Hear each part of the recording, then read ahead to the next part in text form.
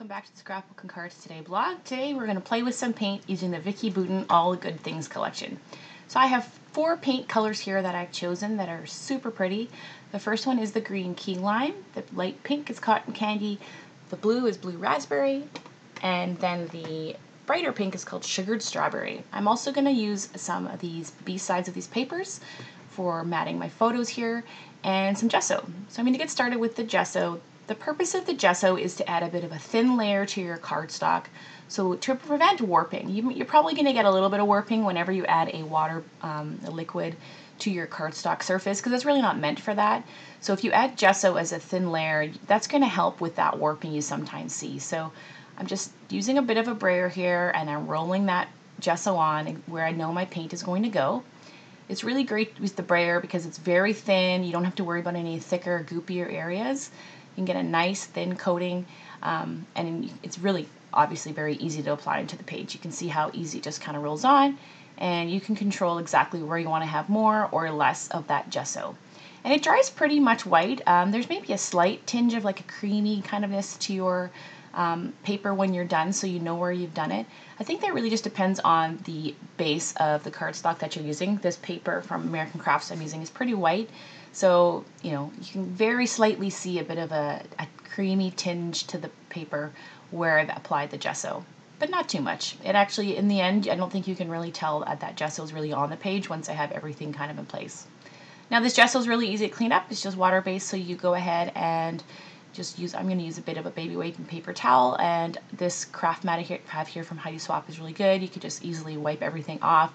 Same with my Ranger craft mat that I have the actual gesso on. It's easy to wipe off as well. Now I have the paint, so I'm going to do the same kind of thing using the brayer. I know I want to add the paint along the right side of my layout, so I'm just going to shake up each of the paints here and apply just a little dab and use that brayer again. I have cleaned off the brayer before adding the paint, and you can see I'm just going to push down and roll it across. Now as I roll that brayer along the left side there, I'm lifting it up at the end. That's going to help create a bit of a brush stroke look at the end. So it's more of you're pressing hard on the right side and you're almost scooping it up a little bit as you move towards the left side of the layout. And again, that's going to add more of a bit of a brush stroke kind of look at the end.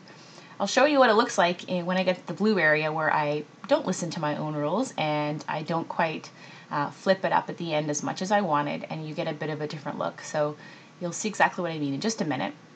And then in between colors, just roll that brayer off onto a paper towel. So here's that blue, and you can see there I didn't lift it up quite as much, so you get a bit of a more harsh line. If that's what you're going for, great. If not, then just make sure you lift it up at the end. And just roll in between to get your color off, and then just keep on blending together. And I kind of blend them as I go, one color over the other. I like adding I tried doing this without having the paint on the craft mat there and then rolling it on. Didn't give the same kind of look. I really liked adding the paint directly to the cardstock and brayering it off. It was really, really much easier. And how pretty is that? So easy, and a vibrant base. So I've just added a strip of paper there along the right edge of the layout. I used black because I wanted to ground those bright colors. And I've also layered some pattern paper in behind my photos. I picked a teal and a pink, similar to the colors that are in the paint. And how I layered those together, I just cut them into different squares and I stapled in the middle and then added my photo on top. That allows the paper to move, so you can tuck these embellishments like these die cuts here I have from the Vicki Boutin All the Good Things collection. I've just kind of tucked them underneath the photo where I want them. It allows you to kind of move things around. You can always, as you'll see, I will stick my photos down a little bit later on. I should say my layers of paper a little bit better. But now I can kind of tuck things under and wiggle them around a little bit more. You have more movement when you're adding your layers to your page. Okay, so let's talk about the title. I wanted to use that word sweet, and I'm going to in the end, but first I thought I'm going to add some embellishments here. I'm going to use quite a few from the ephemera pack. I start off by adding that word sweet, and I really like the black that it adds to the page. Again, with those bright colors, the black is really fun to add a pop, so you really notice your title. I thought about adding some smaller black thickers into this as well to add to my title, but I really just wasn't feeling it. Maybe it was the font, I'm not sure. So I decided to add some black mist just to add a few tiny little droplets there to my project, just to get a little more of that black to tone down the color.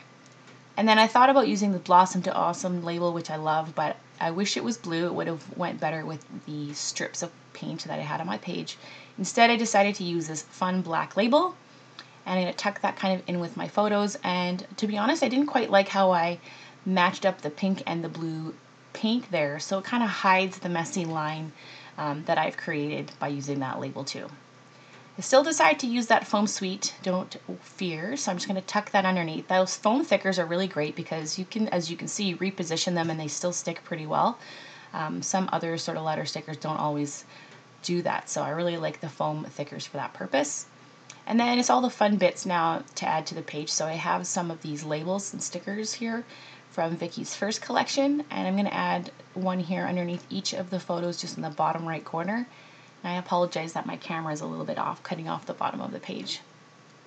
And I have some tags and labels here also from the first collection. So I just want to grab like a green tag here to add into the green area where I painted, and then a blue one here.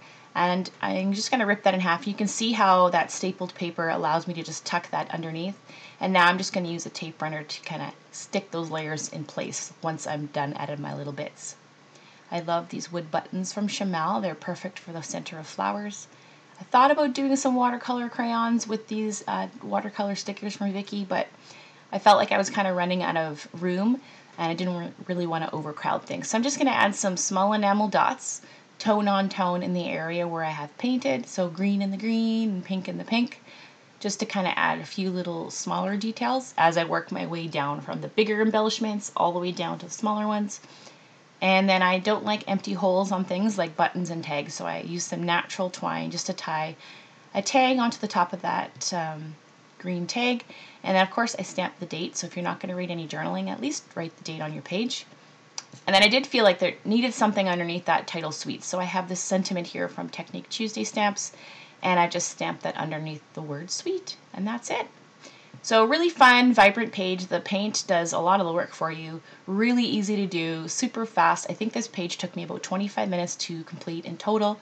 And I hope you were inspired to give some paint a try to yourself.